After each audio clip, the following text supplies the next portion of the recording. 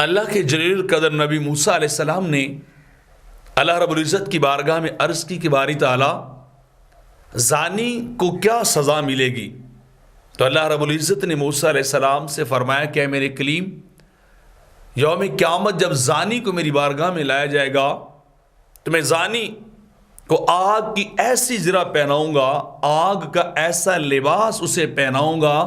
کہ اگر دنیا کے اندر وہ آگ کا لباس کسی پہاڑ کے اوپر رکھا جائے تو وہ پہاڑ ریزہ ریزہ ہو جائے، وہ پہاڑ بالکل ختم ہو جائے۔ اتنی تپش، اتنی حرارت ہوگی،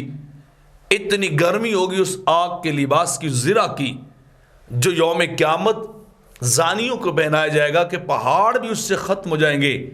اور پھر اللہ رب العزت نے یہ بھی فرمایا کہ شیطان کو 1000 بدکار مردوں سے ایک بدکار عورت زیادہ پسند ہے، کیونکہ وہ زیادہ گناہ کی طرف لے جانے والی ہوتی ہے۔ اور حدیث پاک کے اندر آتا ہے کہ جب کوئی زانی زنا کرتا ہے تو اس کا ایمان نکل جاتا ہے، وہ اس کے سر کے اوپر جا کے معلق رہتا ہے، کھڑا رہتا ہے، اور جب وہ پلٹتا ہے، واپس آتا ہے، تو پھر وہ ایمان اس کے دل کے اندر جو ہے وہ چلا جاتا ہے۔ اور میرے آقا علیہ السلام فرماتے ہیں، حضرت انس بن مالک روایت کرتے ہیں کہ جنت کی خوشبو اتنی بھینی بھینی اور پیاری ہوگی کہ 500 سال کی مسافت سے لوگ اس خوشبو کو پائیں گے، سونگھیں گے، ان کے مشام معطر ہوتے جائیں گے،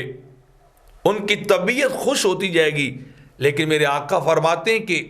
زانی شخص کو وہ خوشبو 500 سال کی دوری سے بھی محسوس نہیں ہوگی، اسے وہ خوشبو عطا ہی نہیں کی جائے گی۔ جو شخص دنیا میں رہ کر بدکاری کرتا ہے،